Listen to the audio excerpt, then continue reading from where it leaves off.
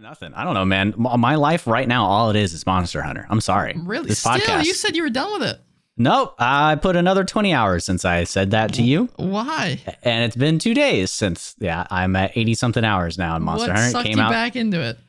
I had gotten my perfect quote unquote meta build after I figured it all out. Just kind of, I was like, all right, this looks cool. And then I'm online and everybody also has figured out the same perfect build. I'm like, oh, okay. Guess that's why things become meta. And I'm like, all right, this is fun. At that point, it's like, all right, I've got the powerful build, the min-max one. And I'm like, I'm still getting hit by the monsters. I'm still carding because I suck at dodging shit. Yeah, Braxton, you play the insect glaive. You should be able to dodge stuff. No, so I get some of that evade increase thing where you like do a barrel roll and you fly across the map. It also buffs the Kinsect Glaive's little fart in the air that makes you go flying. So I started experimenting with some new stuff. Also, I just love the game, so I go online and help people out. It is a good game. Like random people at right now. Yeah. Oh, that's cute. You get a lot of rewards for helping people in quests and whatnot. Jolly cooperation. It is the week of Monster Hunter Rise. Isn't it like week 2? It came out on the 26th. I know. I've been playing it. Yeah, I've been playing in my free time. I played it on stream with Braxton the other day, and then I played it in the living room. Just had it on the TV and did some hunting while my girlfriend was doing other stuff. So it's fun. Yeah, it's fun to just hop on, do a hunt, hop off. I feel like to me it feels like the solo experience is easier than in World. In World, I would just get destroyed by stuff on solo. Let me ask, are you doing the village quests or the hub quests? Village. I have not touched hub by myself. That is why hub's gonna ask your hand to you. Well, that's the point. That's supposed to be more of a multiplayer experience, right? Yes and no. You can. Village is like side quests, really, where you increase your hunter rank is through the hub quests. Right. It is also where the main quest is. So that, for all intents and purpose, is the actual game. Village is like get your little feet sweat, you know? Okay. They also give you different resources. Yeah, I'm like killing things like 5-10 minutes when in World it would sometimes take me 20. I'd die like twice. You're gonna be glad you went through the village quests first because the hub quests are a lot harder. But I've got a we say I've got a confession to make all the time. I've got some beef with you. But not really. You got beef? What's up, man? Bring it out. Yeah, I got beef with you. This is what the podcast is for. It's what it's for. So let me sit up closer. It's really a problem with me, I guess, and I've realized this. When I'm playing Monster Hunter and I get the little ba-dink in my top left corner that says friends playing Monster Hunter. Okay, yeah. I'm just like waiting by my phone. I'm like, hey, where's my text from my friend Joe? Where's my text from Ryan saying, hey, you want to play some Monster Hunter? So let me explain. So you're not obligated. The last 2 times, at the very least, when I've seen you online, either I'm playing with my girlfriend next to me, she's just like watching me, wanting to see what it's all about, or it was like 3 a.m. and I had time for like one quick hunt before I went to bed. Okay. All right. That's about it. Hunt would be quicker if I was with you, but that's true. But I was actually playing. I actually had a handheld for the first time. I don't like that. Playing on handheld, it feels so weird. Like I can't. Just the way the Switch controller is being held, it's so hard for me to like turn and like aim with the bow. So it's tough. I don't know how people play FPS games on the Switch. You've got a Pro controller, right? Mm-hmm. That's what I usually play on. My crazy ass doesn't own one of those because I just never bit the bullet. I also played Smash for quite some time and exclusively used the Joy-Cons separated, not within little hand. Like I use them as like the Wii controller style of separation. Sure. Call me crazy. I still prefer playing Monster Hunter. It's my only option. I'm not going to put a GameCube controller on it, but I like playing it in a handheld more than I do on my monitor because when you have a 1440p monitor and you're playing a 1080p game with like 720p textures, lots of jargon there, but it just doesn't look as good.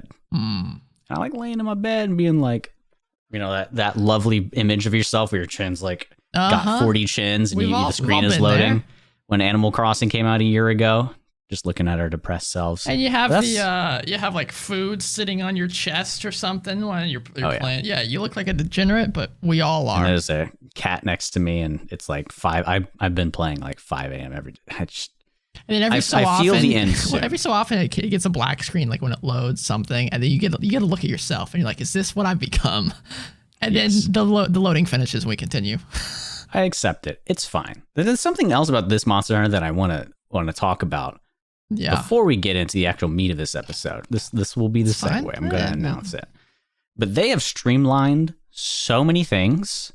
I don't know if you've experienced them yet, but gathering materials no longer takes 3 hits. You just go up to that ore and you go, well, bam, and it's in your inventory. Running around the map is a bunch easier, traveling around because you've got this dog that you can ride on, and that's just amazing. Yeah, the Palamute. So what I want to say first is that he's Ryan. No, he's Braxton. This is the Dungeon Crawl, and today I want to talk about, and Ryan wants to talk about, how to make traveling just a little bit more quality of life, or just more fun in general in D&D or tabletop experiences, kind of like how Monster Hunter's made things a bunch more streamlined and enjoyable. That's what we're gonna waffle about today, because we did some chonky episodes on Candlekeep where they were like an hour and 26 each, or 46 each, exactly. 2 halves of a sandwich. Knocked us on our ass. So traveling is not my favorite thing in Dungeons and Dragons, I will admit. Just like this hair that is in my eye. But traveling, it just doesn't work as well initially in like a theater of the mind thing. It's like, okay, you're on the road and there's nothing going on. There's no sound effects or anything. I can't smell the dew in the air, And it's like some goblins attack you and that's it. And you get to your destination. And how's that fun? It's hard to run. It's hard to make it interesting. There's many different ways you can do it. There's many different techniques that I've seen DMs do.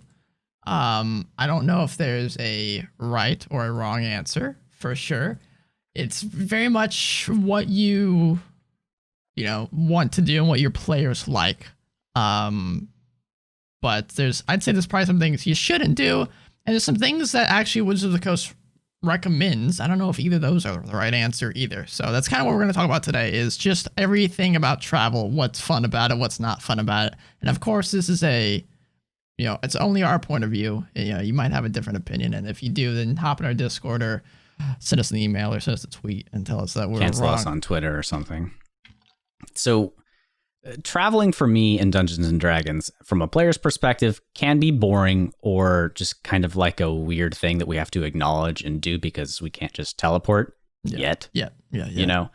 But it's like, couldn't you just skip it? That's my point of view from a player's perspective. But as a DM, I'm like, I've got this whole world and I want it to be connected, and taking that sort of approach that game developers do. And I remember watching Vidocs for video documents for Breath of the Wild and for Skyrim. And in both of those, the developers were like, we have this certain criteria that if the player meets this, there should be a thing for them to go to. Skyrim, it was like X distance without I something. I can't remember which. I watched documentary too. I can't remember if it was on The Witcher or Kingdom Come Deliverance, but I know they have the same perspective on it where they have quote unquote random encounters, and they say if you travel, X distance, like what you're saying, along this road, then something should happen. And Kingdom Come Deliverance actually builds that into the fast travel technique, or you actually watch your little guy move across the map, and occasionally, I don't know how they do it, but I'm sure in the background there's random dice or whatever the heck's going on,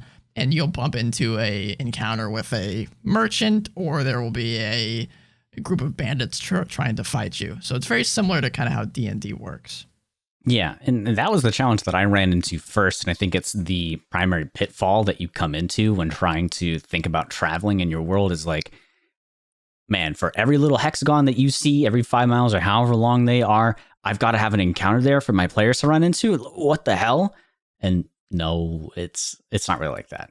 I don't think it's like that. You can. From a demon's perspective, you want to, especially you've put your blood, sweat, tears, and a little bit of your heart into this world, and you want the players to experience. And if they're going from one town to the next, we've talked about this in some of our other episodes, and when the players leave a town is a great way for, to try to start dropping in little world building things. And whenever you do this, you want players to see how big this world is, how lived in it is.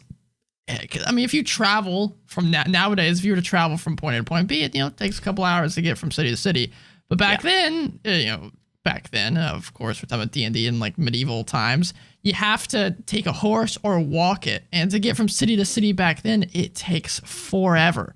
I was reading a medieval book, history book a long time ago, and I've kind of kept it in the back of my mind, but I've tweaked it a little bit because they would have, from major cities, there would always be a small city within a day's horse travel of that major city because people needed a place to stay when they left heading to the next village.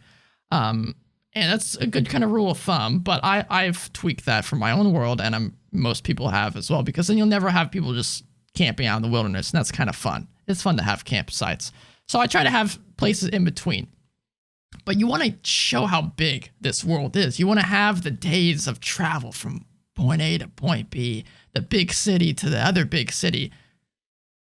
But it sometimes can be very boring if you play out every single day. And you want to fill in the time with encounters like Braxton was saying, but if you just fill it in with combat encounters or just do random encounters off a roll table, that can just be tedious, like you're wasting a whole session on just going and nothing is productively happening.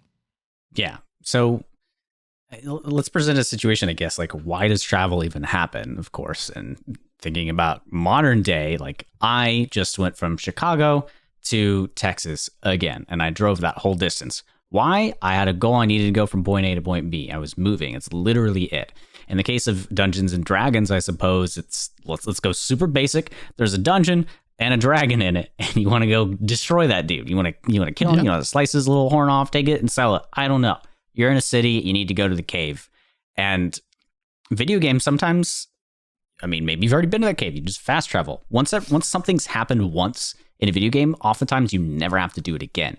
But in Dungeons and Dragons, depending on your play style, everything could happen. There's no quality of life in regards to that unless your DM decides to just skip it. So in the games that Ryan and I play, I'm having a hard time like remembering exactly what we do with travel. We tend to stay in one place for a long time, but when we do travel, you've got music going. Sound effects. It's important, and there's a lot of time for characters to interact, but that's not traveling in and of itself. That's your players being good at role playing and taking that initiative. So don't bank on that. It's like, all right, guys, we're going to travel, role play amongst yourselves. Yeah, you don't expect to have a campsite scene every day of travel. No. So how often, like, I know there's no answer for this, but how often should travel happen? Like, let's say 1 through 5 levels. Like through levels 1 through 5, I think extensive travel, like traveling for a week or longer, probably should never happen. In an ideal situation, I think travel in those early levels should just be heading to a dungeon or heading to the forest nearby and then coming back, because the stakes aren't big enough and the players just don't have the means to travel much longer distance. I mean, if you think about it from the people that like keeping track of rations and stuff, you just don't have enough money to go for a week travel. You have to stay in the area, do small quests, and then eventually you have enough money to buy a horse, and that's a big step. And then you get a carriage, and then you get tents, and you can slowly start building up your supply. But of course, it's very different varying on the campaign. Some Forgotten Realms campaigns are different, or if you're playing in a lived-in kingdom, traveling along like major roads, that's fairly safe. Merchants do that all the time. That's probably not unheard of in campaigns either at those levels. So let's say you've got like a group of level 5 people and they've just kind of finished their first major early game quest. You decided to make it a bit longer one that lasted over a few levels. They're ready to leave the town. Maybe they've got a horse too. Let's say they've got horses for each person and they're trying to go a decent pace away. It's like 3 days travel. Yeah. What are you going to do? I know there's a lot of context, like where are they going and is there a force, but how do you decide if it's just going to be, all right, guys, give me a survival check, you get there, or you're going to have an encounter? How do you know what you want to do? I was actually going to touch on that earlier when you were talking about that. I kind of forgot to. So there's many different ways you can deal with that.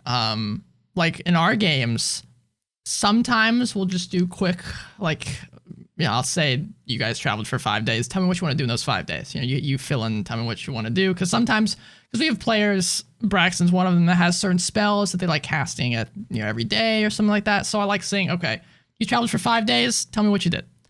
I'll just do a quick little run by.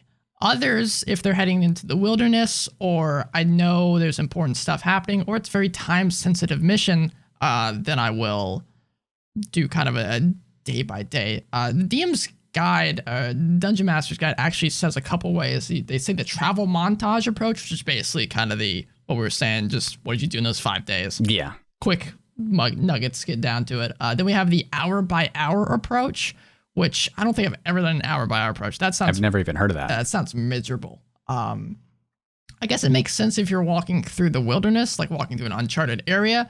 I guess when you think about this, kind of how everybody plays D&D is like you just narrate as you're walking through. But hour by hour, like mainland travel, that sounds like pain. Yeah. So for me, I kind of do a mixture of both. For example, we did a sea travel a long time ago, and I had encounters for the first couple days, and then I said, there's 4 days of random fuck all travel. They kind of let that happen, and then there was some more encounters. I'm in the camp that hates random encounters. I despise random encounters to, I don't know. I don't know how to describe how much I hate random encounters, at least in my personal game. Random and to what extent? How much of it is random? That I roll off a table. Okay. From a player's perspective, everything's a random encounter. Yes, but from a DM's perspective, I hate rolling off a table that I haven't curated myself. Like the DM guide or Xanathar's has stuff for coastal encounters. I hate rolling off of that and just going for the flow, because I like not necessarily everything meaning something or building into the, not necessarily, I like everything building to the world. I don't like everything just being random. I like if there's goblins here, I want there a reason for the goblins to exist. So I always build in my own and build stuff in like that. So I kind of have in my mind knowing if they're crossing this forest, then there needs to be some encounter here that says what this forest is, what it's about.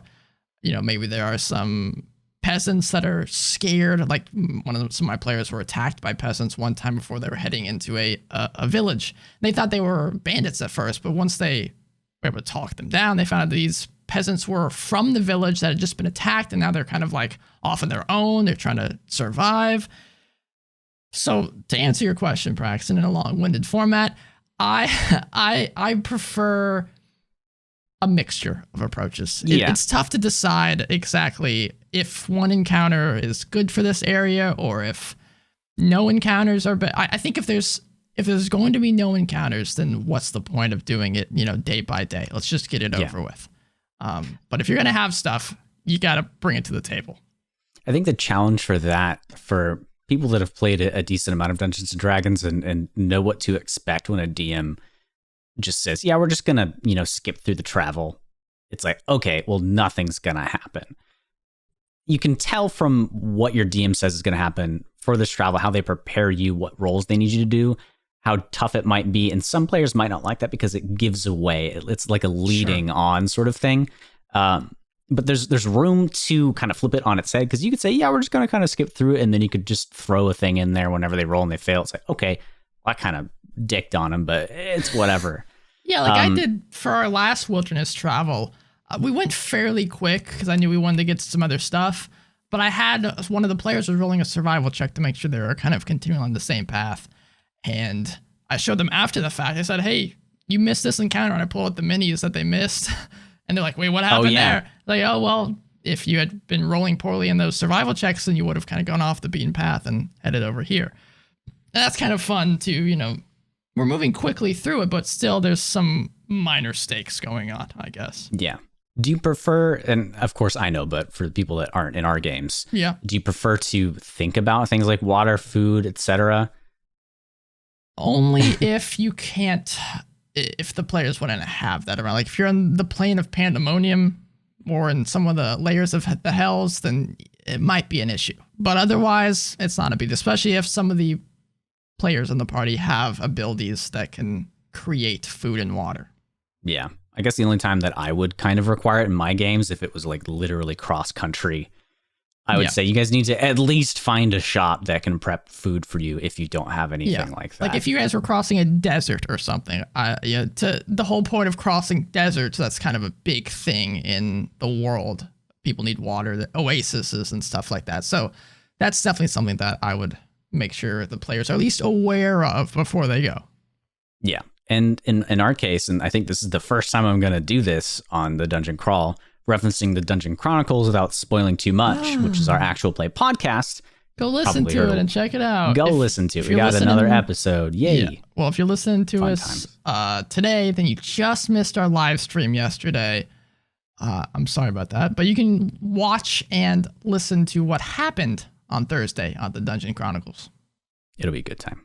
So the players were going from Ryan and co. We're going from one town to an area, a forest outside of it. And it wasn't too far. It was like I expedited it, and I'm not exact with numbers and distance, but I think it was like 30 to 45 minutes of walking or traveling, something like that. Yeah, something like that. And Kenneth gives me good advice on how he enjoys D&D. And he often tells me he likes storytelling through dungeon crawling.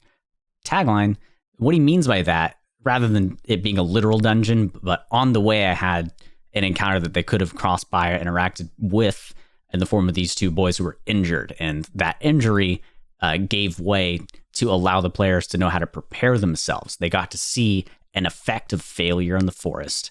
So this helped them prepare to know what's going to happen next, kind of set the tone as well.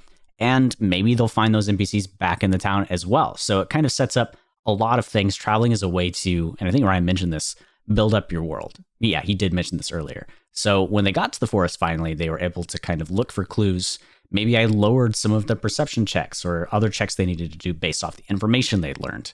It's a way to prepare, traveling is. And oftentimes I get super stressed out about it because it's like, oh God, I need to prepare an encounter. I need to have monsters. And it's like, no, you don't have to. But I do get worried in my case about it feeling like, is anything going on in this world? So that's the kind of thing that I battle with a lot. And I don't know. Yeah, I mean, you hit on two things that you kind of want to avoid. One, you don't want to make it boring. And two, you want to make it interesting.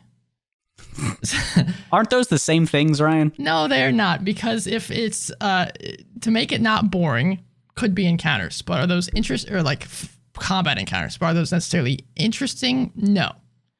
To me, a lot of the main complaints I see with travel is that it's not the fun, exciting plot that I like. I want to get to this town because that's where all the exciting plot is that we're continuing. But I have to go through this crappy ass travel to get there. I don't want grindy, pointless combat encounters. So if you're going to play stuff along your travel, if you're going to just skip it, you kind of miss out on stuff too by doing either of those options.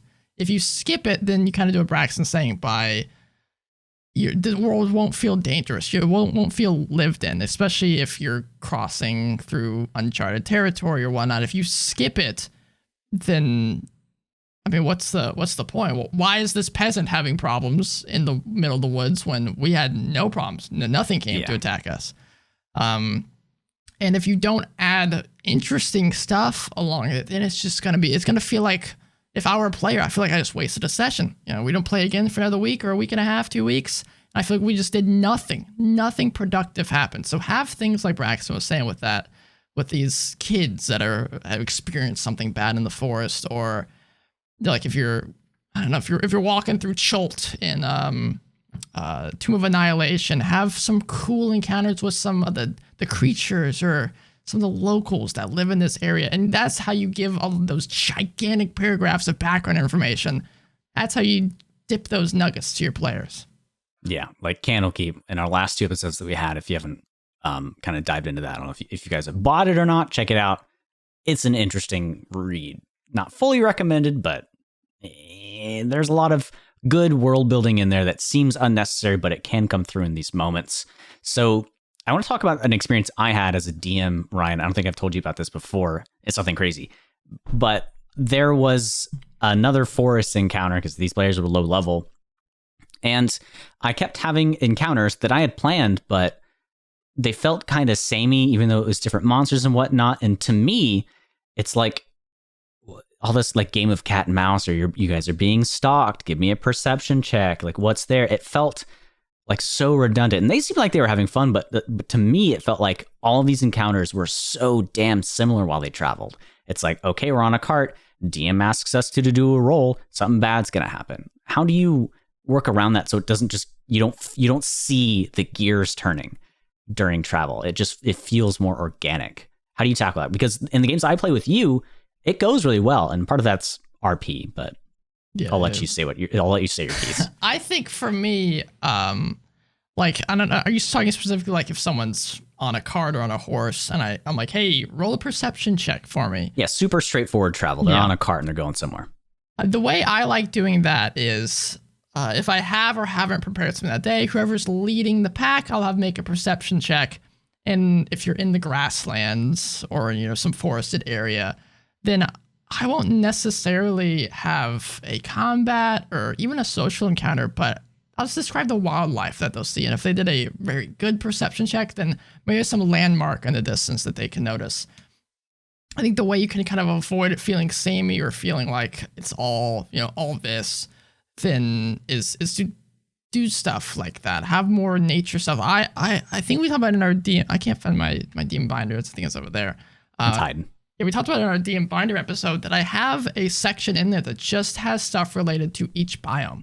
It has animals that are in each biome. It has landmarks you can find in each biome, sounds, smells, all that stuff. And I think that really helps build the world and also just makes it feel less boring. Because if you do a perception check, I do this also for watches. Watches are the same way. If you have someone that does a watch and they do a perception check, and this plays into travel. Watches, I'm talking about watches. I don't know if I'm making not like the watch that you put in your fingers or your hands, but if you have a player that's staying up to protect the rest of the party and they swap watches every couple hours, that goes into travel because they're protecting everybody and watching over the area. And that can very easily feel samey and boring too. So I'm sure Brax can attest this. If someone rolls poorly, then I'll have, they fall asleep and they're woken up by a cracking of something in the distance, the trees are breaking, and then I did look over and see like a wolf walking by, and that's it. There's no real encounter, just be careful.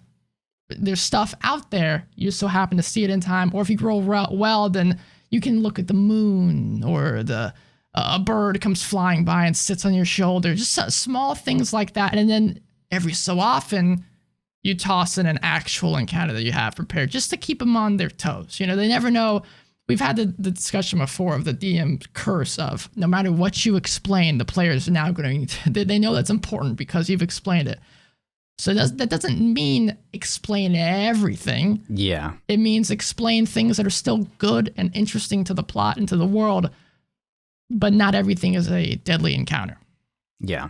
It's such an interesting conundrum, I guess, being the only window into this world. And I love talking about it because it's one of the only mediums that is like that. I mean, a book is kind of the same way, but you have narrators that sometimes you can't trust. Like you're watching it through a person's and someone spent 5 years of their life working on this while the D&D game is happening in the moment.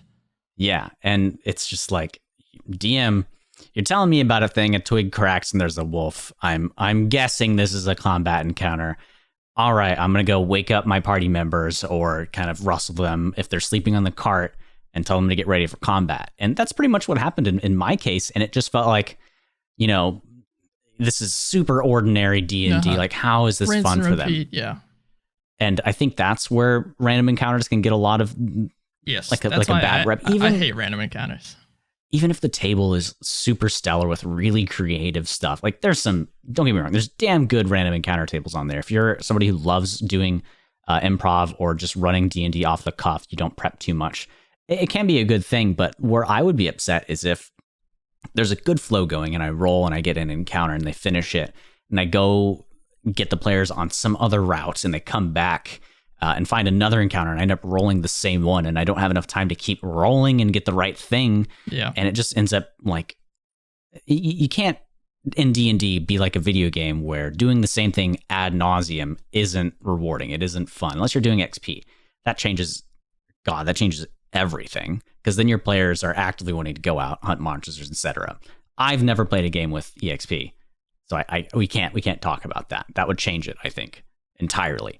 But traveling, there's a lot of opportunity for that world building, and I think I did this a bit better than I traditionally have in the Dungeon Chronicles with a certain monster I threw. I made a really like kind of gory, creative monster pop out. Like, it's your chance to explore different sources out there, DM's Guild, whatever, find really fun monsters and get excited about that encounter. And I think that'll fuel your creativity for making a fun travel session. And it doesn't have to be something crazy. We also think of it like Brax was saying with the wolf encounter. At nighttime, the player's gonna think, okay, well, now we gotta fight the wolves. But it's fun to kind of toss it on its head. Like, I had an encounter in my last campaign where a goblin came out of the darkness, and the player's like, okay, getting their swords ready. And the goblin just like held out its hand. And they had to figure out that this goblin just was starving and wanted food because there was a big war going on, and even the goblin couldn't find food. And we've had another encounter in the middle of the night where the party bumped into an orc guy. They found out that this orc guy had just seen his family murdered by Drake in the distance, and the party was like, "Oh my god, we saw that happen." They saw a Drake like descend on something, and they heard screams and yells, and this poor orc guy was the only one that survived. So it's fun, kind of not really subverting those expectations, but again, kind of saying that you don't know if this is a safe area, if this is. A lot of people look at the Dungeon Master's Guide and say, okay, it says I need X amount of encounters a day. That's what a normal adventuring day is. Yes and no, because those encounters don't have to be combat. I think a lot of people think of them as these are like 7 combat encounters a day or something. That's ridiculous. Maybe for like a dungeon crawl, crazy adventure stuff, but think social encounters are also good to toss in for that. I mean, the encounters can also count as talking to a merchant. I mean, these types of things are very much as you make it. Don't read the Dungeon Master's Guide and say, this is my gospel, this is exactly what I have to do. Because I don't think I've run a game. I think it's good to read, but I don't think I've ever run a game that I've like followed the Dungeon Master's Guide to a T. To the T, yeah. Whoa. Finding a soda. But for me, oh God, this thought is physically leaving my brain. I'm having to pull it back. Okay, I got it. So you've got spells, and some of them do damage, right? And you think of a combat encounter of using those resources that allow you to do damage. That's what you think of a typical encounter is. But you look at your player sheet, the thing that's got your stats on it, and you're like, what are all these social things? What are these spells that don't do any damage but help me in social encounters? Your character isn't built for one type of encounter. Encounters aren't just combat, and I think the system of D&D proves that as well. So it's a little misleading the way that they word it. But when I heard that for the first time, that a typical session should have like 6 encounters, my warlock brain went, that's 2 spells for 6 encounters. And then Kenneth was like, okay, Braxton, you can get a short rest here somewhere. Like, it's okay. I'm like, all right. And I stopped freaking out because that seemed super crazy to me. In our games, we typically have, I don't know, man, it's so random. I would say anywhere from like 1 for the entire session to maybe sometimes, like 4 is kind of the max. But our games go pretty slow a lot of the time. I'm trying to get a good pacing for the Dungeon Chronicles just to make sure things move along. It doesn't stagnate too much. But travel is something that I'm wanting to make sure is extremely engaging, because this is a world where it's kind of post-apocalyptic and crazy, wicked things can happen because different entities have been combined and entire forests have been burned, but there's suddenly a patch of great forest that isn't harmed at all. It's like, why is that there? And the thing that Ryan touched on earlier, like continuity and things that come up again. That Drake attack that we saw, I was like, yeah, okay, orcs typically, we fought them before. We've had some good ones, we've had some bad ones, but, Drakes are strong as fuck, and we're probably going to die if we go interact with them, so fuck that. And then this terrible event happens where we're just emotionally compelled by this guy whose family got murdered. If that happened to me in real life, I'd be probably dead and crying on the spot. I don't know. I'd be Drake food. So truly use traveling as a moment to set a seed. And you're not going to see the fruition of it immediately. But whenever you like pull that thing out of your pocket again, your players go, hold on, wait a minute. That thing and this and that? Whoa, what? It's so rewarding. So rewarding. I'm sure you felt it at points too. And I feel traveling is the thing that leads you to a lot of the successes that you can have as a DM or even as a player. It's where things start. And you've heard that dumbass, I don't want to call it dumbass saying, but it's the journey, not the destination. A lot of fun things happen with the destination. But the journey, even though it's tough to run as a DM, and take note from Candlekeep. Ryan, what were some of the perspectives on travel in Candlekeep? It was pretty broad, right? Yeah, everyone had different opinions. Some included encounters, some had random encounters, some say, hey, you can make it up, I guess. Yeah, it was so incredibly weird and kind of made a statement that everybody had something entirely different. That not one person just detailed, okay, you have to meet this NPC and run this exact encounter when they get here. Some literally said, you might in your game be at this point. Use this as a time to flesh out the world and build this. You can have this encounter. That was kind of a consensus, but some people did have tailored stuff that seemed like it was cut. Candlekeep had a lot of things that were trimmed around. I always like building it to a greater plot line. And even if it's not related to the plot line, it's related to the area. Like I've talked about the peasants that had a problem at the village, or I've had encounters where bandits are attacking, and the reason they're attacking is because the food supply is really low or something. So the party can see whatever's larger going on in the kingdom is affecting the citizens, the lower level.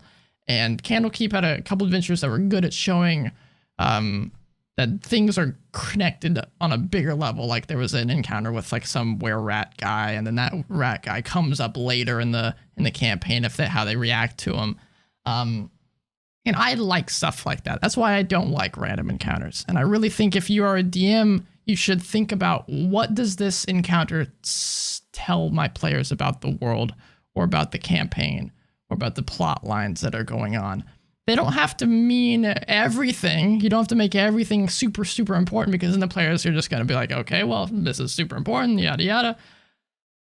But keep that in the back of your mind.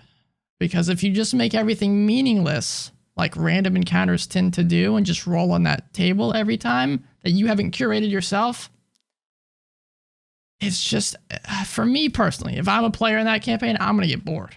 I don't want to fight 24/7. I want to have some cool social stuff. I want to learn something from this encounter. I want to loot something off that guy's body that tells me, it has a note that connects it to this area of the world. Some stuff like that. And I don't know. I could talk about travel forever, because I think I really do think it is where you, Braxton kind of said, make or break your campaign. Because if the town is great, the stories, the NPCs in there is great, but then you travel somewhere and getting there is just painful for everybody involved, you lose a whole part of the fantasy world of exploring and understanding this world that people are a part of. There's two anime that have come out recently. One that's been building over a long time, and I think probably a lot of you listening, if you do watch anime, Attack on Titan. And I'm not going to spoil anything at all. I'm not going to talk about anything. But when you start watching that show, people are fighting for their lives, and it's so adrenaline inducing that you, even as a watcher, don't think about the events, rather the success and what's finished. And then you get later in the series and they start looking back on what's happened, and it's not the stereotypic, let's give the villain a backstory and let's stop the climax so we can take a break in the animation for a little bit. It's like that thing that happened that was insane already is even more crazy because it's directly involved in what's going on right now to an insane, tragic degree. And don't get us wrong, this is very hard to do. This is very hard to do, and this is why I'm mentioning just it. Just think about it. Because Attack on Titan is probably what a lot of you are like, I want to run a game like that. It's hard. Or Game of Thrones, that type of stuff, yeah. But let's jump to a controversial anime, Jobless Reincarnation, or Mushoku Tensei. This, and I told Ryan about it a little bit, but it's controversial right now because it's got the god-awful anime trope of just being a little too pervy sometimes. But it's dropped it. It hasn't happened much anymore. I'm sure it's going to happen again. But the problem with being a DM and playing D&D is everything turns into D&D for you. Everything. You see quests, you see travel. And in Mushoku Tensei, I mean, it's some person, of course, reincarnated into this fantasy world. It's the grandfather of this concept. And there's the majority of the second half of the season, they're traveling in a desolate demon wasteland. And demon in the sense that more so it's another race adjacent to humans. They're not like crazy. They got horns and colors and shit. But things like tieflings, stuff like that. And they find an adventurers guild. And how typical is that in Dungeons & Dragons? You travel, you find an adventurers guild, you get a quest. They do that, but there's super colorful people there, and they go out and try to do these really dangerous quests. And some of the adventures they met previously, they found either on the travels or when they're in the dungeon or forest, and maybe those characters are getting absolutely destroyed. And right there, you've got an emotional or at least a mental connection. These people exist, and now you're seeing an effect already. So it's just dropping little things everywhere versus super dense town. You've got like a Baldur's Gate level amazing city, right? And then the second your players go out, it's like the rest of the world hasn't loaded and they glitched out of the map and like everything's low polygon. It's like, what the fuck? There's high quality right here, and now we're just running around, and it's like the DM, you can literally see where their effort went. And travel does suck, and I am trying to prevent myself from having that phenomenon. I do not want it to be like that. Rather than hotspot city point of view, I want it to be pretty spread out. This whole world is something to experience. Every little speck of dirt has some significance, no matter how minor. But, that's a lot of effort, and sometimes people don't want to do that. I mean, it's easy to check out and travel. It is, and you can definitely do that. I mean, take a note from some video games and books where, like, they travel for a little bit and it's done. Cool, over. I mean, in the campaign that Ryan runs for us personally, we've got so many things going on right now that he had a conversation with me. He was like, we need to figure out how to speed this up or get you guys going to where we need to, so that I can start just kind of like running regular D&D, because there's so much you guys are going on and you don't have any time to enjoy the campaign or just run around and do where you want to go, because it's just, we need to get to point B right now, right now, on the way. I don't know if we've had a podcast on this, but we could talk about plot lines and quests at some point, because that is on me, that I've just created so many big things going on, and it's very hard to describe to the players. And this is not like life or death, super important to do at this moment, but you want to still have the stakes there where it's just let them know, hey, at some point, that might be a big deal. So head to that area when you're able to. But now there's like 5 of these different things going on. The player's like, okay, we got to get here. And each player kind of has a different priority on what they want to get done. And it's kind of like spreading people thin. And it's hard to make the smaller stuff matter when there's so much big stuff going on. And being this as my only it's my second campaign, but really my first full on like homebrew campaign, it's there's still some growing pains and learning. I mean, you've been running it for like 2 years now, and then with the Curse of Strahd, like altered one, like 3 or 4 years. But man, it's the reason we mention these plot lines is because if you're trying to do traveling to the point where you've got these interesting little tidbits, stuff might start building up. I mean, if you've got one traveler mentioning like some crazy uprising in the east, and then another one says there's another crazy uprising in the west, your players have different values, and you pick up so many of these things while you're traveling. You're building a snowball. Yeah, after I noticed this, I had a bunch of stuff planned that, because they were about to do like this big travel from here to the capital, and that was going to take like a week or week and a half, whatever. And so I had a bunch of things that kind of learn along the way. Maybe they bumped into farmers or random people, and I axed a lot of that information. Wow. Well, because I was like, this stuff is important and applicable, but you can learn it later, and there's no rush. I fell into the trap of, I wanted to make this travel interesting. I wanted there to be lots of fun information to learn on the way. But it's not super important for you to learn all of it this second. So I'm like, I'm going to space this out a little bit better. Yeah. You've been really self-aware during the campaign. It's like, even though we're mentioning that we have a lot on our plate as players in Ryan's campaign, it never really felt that way. Like, he brought it up to me. I was like, well, what do you mean? We just got like a lot of main quests going on right now. Cause I'm so used to juggling a ton of shit in video games. You got a quest log, like 80 billion quests long. It's like, yeah, that's normal. Everything waits for me. No, not in Ryan's campaign. Things are happening right now. So the stress became, if we leave this alone, it's not on pause. And we mentioned this a lot throughout the podcast. That's something that you can do to make things feel really great. And when your players are traveling, you can either prepare those encounters in, like a little Pokeball, I don't know, and you throw that shit out whenever they're there. Or if they miss something, they don't get there. I know it's a lot of effort wasted, but it's still out there. You can move it, just like Ryan said. Repurpose it for later. Repurpose it for later. I've moved whole dungeons and just changed the flavor of the dungeon before, so it's possible. Yeah, absolutely. And I guess, like, I shat on the world is loading aspect, and your players kind of glitch outside of your path, and that runs into, railroading versus the spider web trying to prepare everything. But it genuinely is okay to have the still loading sign in certain areas and guide your players during travel. If they want to say, hey, DM, we're just gonna you fuck off and go west instead of east, I would say go with it and maybe get a random table encounter. Take a very quick break. Say, hey, I gotta run to the restroom, and then in there, panic and create a bunch of shit. Just create a few ideas. I think I don't use breaks enough because I feel like it kind of ruins the flow, but I think it can be very helpful as well. Yeah. Or if you've reached a good point, like, I always try to, if I know the players want to travel somewhere, I try to make sure that happens at the end of the session so I know which direction they're going and I can prepare that for the next time. Yeah. It can be, I guess, taxing figuring out where the hell people are wanting to go. As a DM, you can't prepare everything. So guide them as best you can and then take those moments if you need to. There's something else I wanted to mention too, and now that you've played a little bit as a player, you probably haven't experienced this yet, or maybe you have, but there's like a flow that I get into, very similar to like when you're working on something and your brain's just working and you're very involved in it.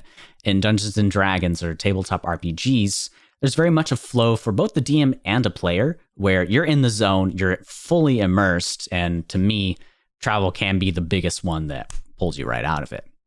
So have you, at least in the games that you've played, or as a DM, noticed this sort of flow, and has travel broken that before? Yes, but I think that's inherently what travel does. Yeah. And I haven't felt this yet as a player, just because maybe the nature of how we play with, I have lights in my face and stuff. I don't know. But I'm sure it'll come the more we've only played a couple sessions. So I'm sure as I get more into the character and whatnot. But in our games as a DM, I have felt super in the moment for certain encounters. You've been in certain characters' shoes. And then, we either end the session or we have to travel afterwards. I can't remember if we ended right here, but there was a really important encounter where the players had just killed this NPC's sister. To be fair, they didn't know at the time. They burned her alive, and after they shot a fireball at the place that she was in, and they found out later that it was this guy's sister.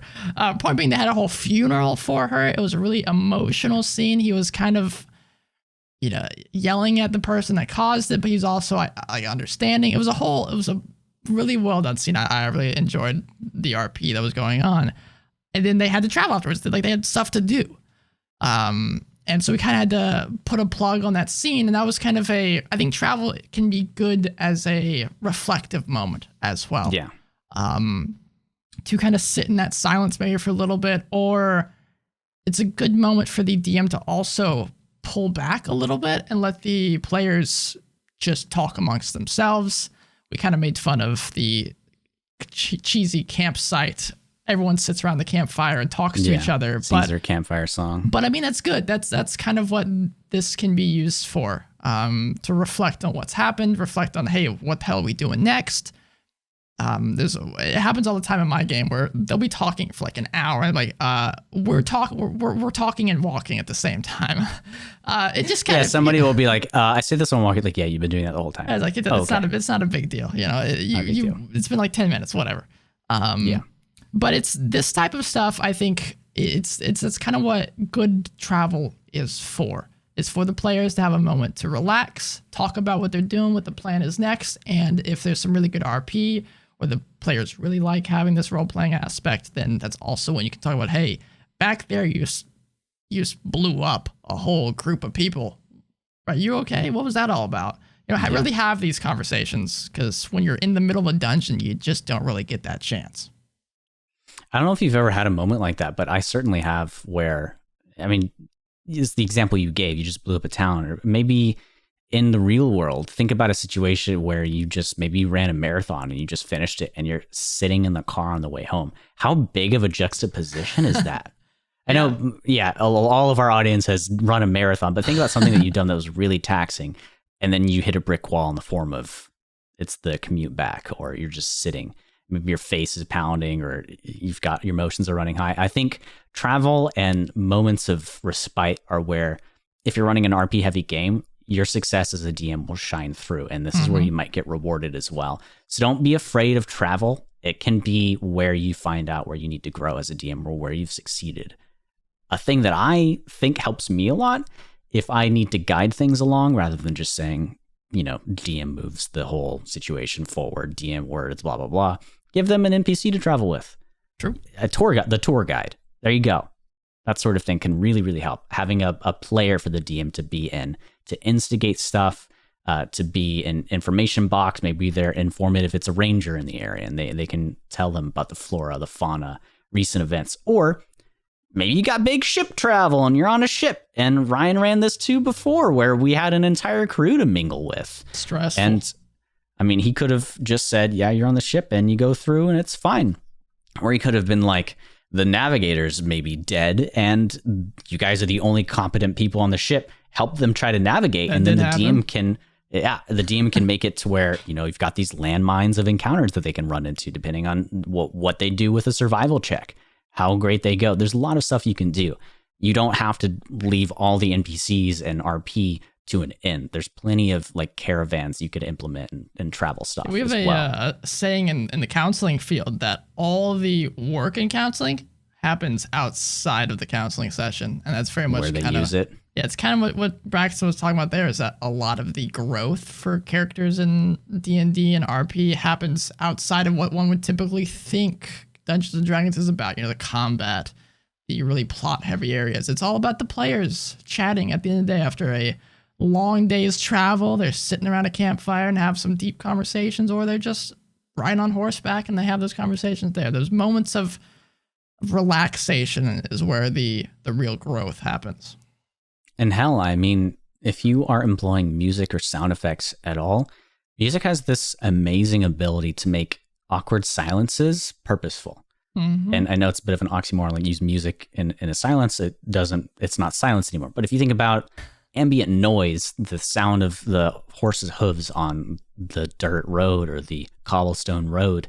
And if you've taught your players through subtle conditioning to be okay with silence, let the horse's hooves clank a little bit on the road for a moment. Let people stare and kind of live in that headspace of the player. That's the zone that I'm talking about, where as an actor, method actors, and that practice can be frowned upon. But during this travel session, people just sitting with their hands on their knees, on their haunches, and just kind of twiddling their thumbs in silent reflection can be amazing as well. And that's happened in some of our games too. So, well, I mean, in the going back to the talking about counseling again, that's a huge thing, is leaning into the silence. And I think you really should lean into silence in Dungeons and Dragons as well. I mean, at least in our games, we're big RP kind of people, so maybe it won't work for you. But for me, I really like the idea of letting the silence just exist. Don't feel like you have to put on your DM pants and hop in and say, okay, this happens, or all right, what do you guys want to do? Let it sit there. And if it sits a little too long and no one jumps in, then of course you say, all right, well, what's the plan now? What do you guys want to do? Do you guys all head to bed? That type of thing. Because I've seen some of the best RP happens, especially, a lot of people that play Dungeons and Dragons, kind of quieter, maybe more anxious people, don't want to jump into serious conversation, but they know they want to say something. I've seen some of the best RP happen after the silence goes on and then someone finally says, hey, I'm sorry about what happened back there, or something along those lines. And that's when we really start getting to the nitty gritty, the fun stuff that I like pulling on and utilizing. So lean into that silence. Don't feel like you have to fill it up immediately. Yeah, and to rein it back to travel, this is all stuff that we're kind of getting away from travel. Just general RP. General RP, but it's an example of what can happen if you do traveling. Yeah. Not necessarily right, but you facilitate the correct, situation, buzzwords, I don't know.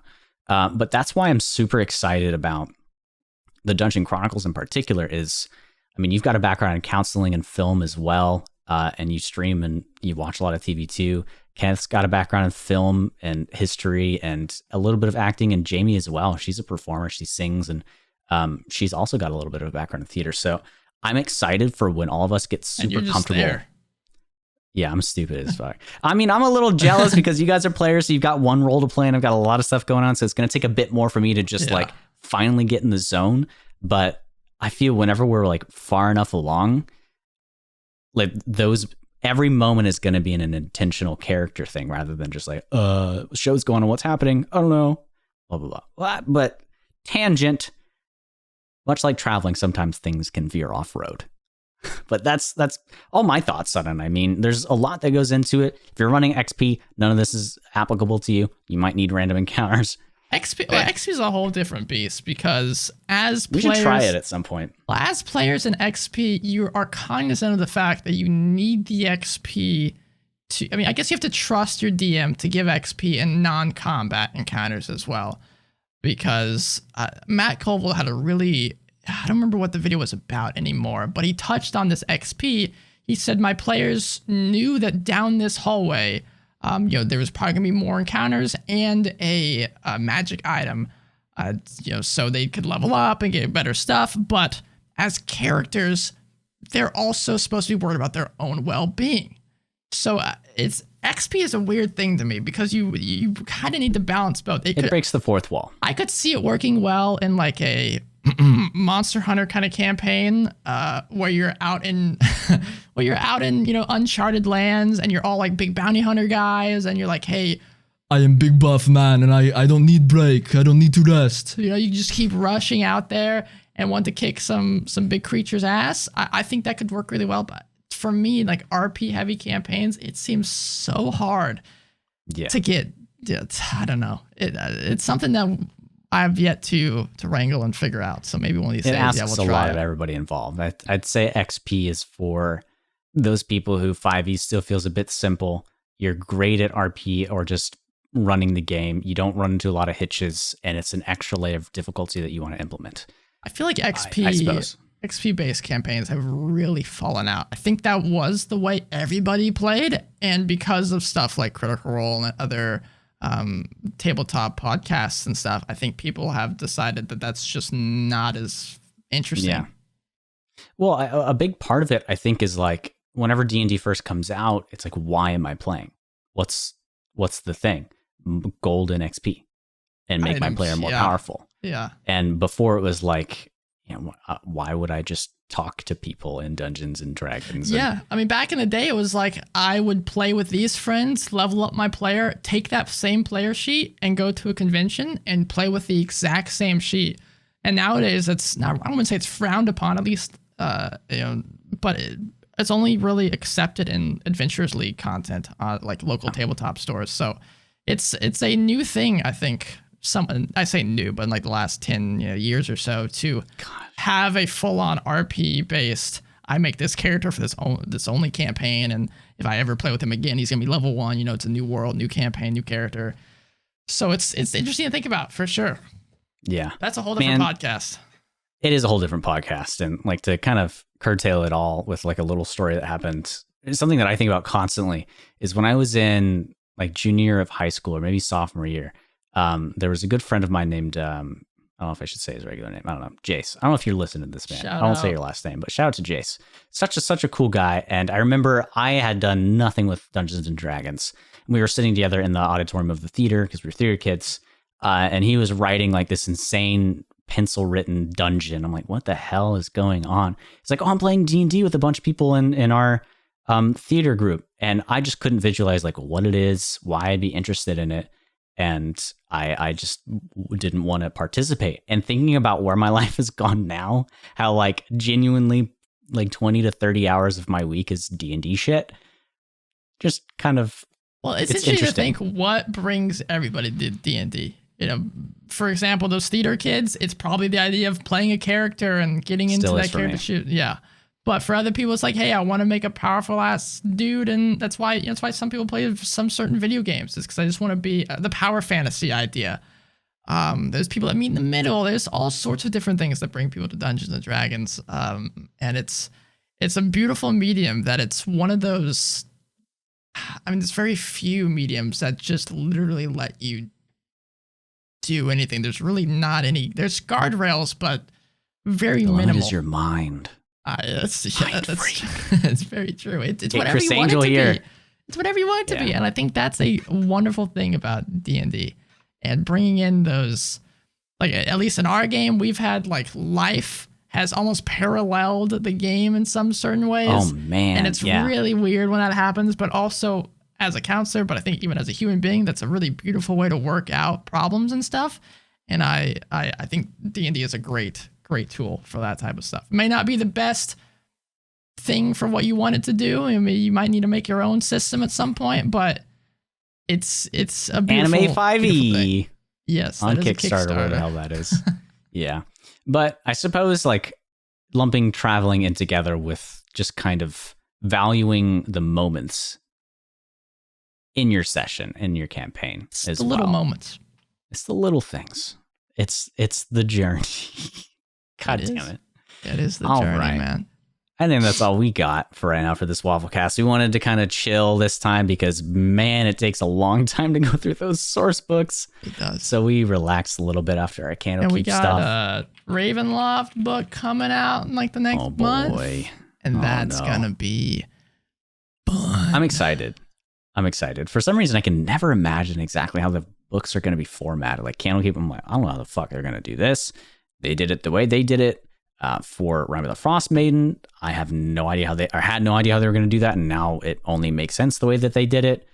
It's just how my brain works. I don't know. But I'm excited for that. They said how many pages it is, but I don't see that anymore. 40 billion. Probably like 2. I was actually at table bookstore, game store. Table bookstore. Nearby, and they had the revamped Curse of Strahd revamped up there. $99. I didn't realize how expensive that bad boy was. I mean, it looks sick. It's a lot bigger. Big ass coffin. It's bigger in person than I thought it was. It's like this big.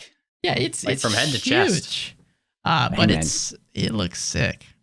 You got to have a big coffin for Daddy Strahd, man. Let me tell you. Daddy Strahd. Friends. Wrapping things up, I suppose. I'm excited. We've got a session that's going to be live yesterday for you guys. I'm sorry. Hopefully you listen to all the episodes of this podcast. You know, you're not obligated, but every other Monday, unless things go awry, which is possible. So it's going to be the 5th, the 19th, and the 3rd going forward. So now you know. I'm thinking after this current one. So I guess for those listening now, go follow twitch.tv/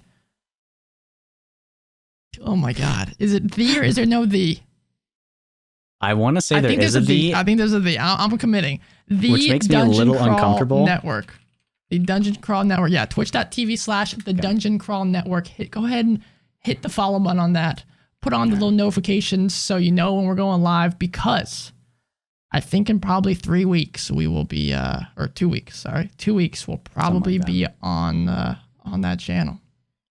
That's super exciting. And we've gotten so much growth on this podcast, whatever this is, the Dungeon Crawl so far, that I don't even think about it anymore. In the sense that I'm not like worried about if people are going to listen to us. I know that we've got like a small following of people that like listening to us and leave comments every now and again. And it's super amazing. But the Dungeon Chronicles, it's another new thing. And we're hoping that you guys, whoever you are, if you listen, that you'll jump over there and that you'll enjoy it just as much. But if you want to chat with us just in general about all of our podcast things, what the hell we do, streaming on our personal channels, not streaming on our personal channels, Ryan and I might play a co-op game soon. What was it called? It Takes Two. I've heard some great things about it. But if you want to chat with us, rave reviews. Yeah, I've seen it. So that's social media stuff for Twitter and Instagram. Dungeon Crawl Pod at Dungeon Crawl Pod at Dungeon Crawl Pod. And if you want to talk to us for like business inquiries, like lame stuff, or maybe it's just how you roll, email. That's thedungeoncrawlpod@gmail.com. We do have a Discord as well. It should be in the description.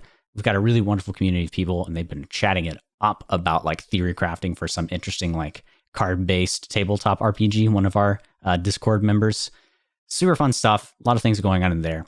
We also have just the link tree, which goes to everything else, like our Twitches, etc. If you're looking for that, you don't want to type it into anything, pop over there. That's all I got, though. Wait a minute, Braxton. What if I miss the live show of the Dungeon Chronicles? Where can I watch that, man? I'm sorry I missed it, but was there any place I can catch Dungeon Crawl YouTube channel. But if you search the Dungeon Crawl podcast, that boy will show up all over your search feed. Damn straight. Because we're not popular enough for the Dungeon Crawl yet, but get us there. Leave us a comment. You don't understand how fun it is when even just one single person leaves a comment and they say something and it's just like, oh. But then you see three of those are from Jamie. Yeah. Jamie's like, oh, look at my webcam. We love Jamie. We love Jamie. We do love Jamie. But that's everything I got, man.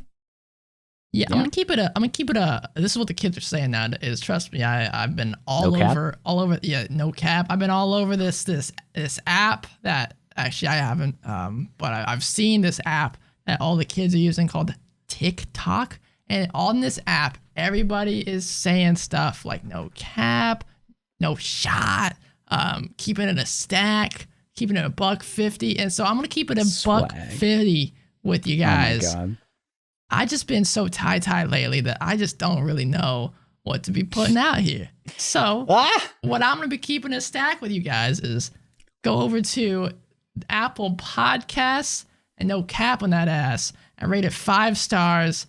Type into the review area that I love them. They're the best people ever. And that's all I got, man. We better be thankful that most people that play Dungeons and Dragons are typically not in the crowd of people that use those words because they probably found it cringy, but a little entertaining, Ryan. Otherwise, we'd be fucked. Nobody would be watching right now. No cap, you know what I just noticed? What's up? Both of these lamps are skewed in the exact same way, and I'm never going to change it. That's kind of weird. What I was just trying to say is I'm tired, and I didn't have time to create anything fun for this week. That's fine. I thought you just pulled it like out of your hat every time, you know? I do sometimes. Rabbit, a little present. I wing it. This whole episode. I'm just kidding. I took notes. I'm looking at everything that I did for Candlekeep, and it's just looking at me in the face. It was like 9 to 10 hours of. It was fun. Good time. I'm really proud of those episodes. I'm also proud of the Dungeon Chronicles. Go check it out. But as always, he's been Ryan. He's been Braxton. Who knows what we're doing next week? But it'll be fun. It'll be great. Maybe we'll dive back into a class. Maybe we won't. Who knows? But tier list? I don't know. Whoa, tier lists are popping. They are popping. But as always, thanks for calling with us. Year of the dungeon. Nope, Year of the Crawl. No way, you're right. The Crawl? Damn it. Yeah, see? I'm a smart man. I've been reading more. Next time you guys see me, I'll be fully vaccinated and I might have a haircut. Who knows? Damn, dude, I need a haircut. This shit's like long back. You can see I know. Roll. Tell me about it. Gross thing. Emo Ryan, bring him back. Let's go back to 2000. You know, people are saying that. Really? People are talking about like 2014 as like a time they want to go back to. But like people that were born and didn't experience that time, the age that we were, like the generation after us, before us. I don't know. We're getting old.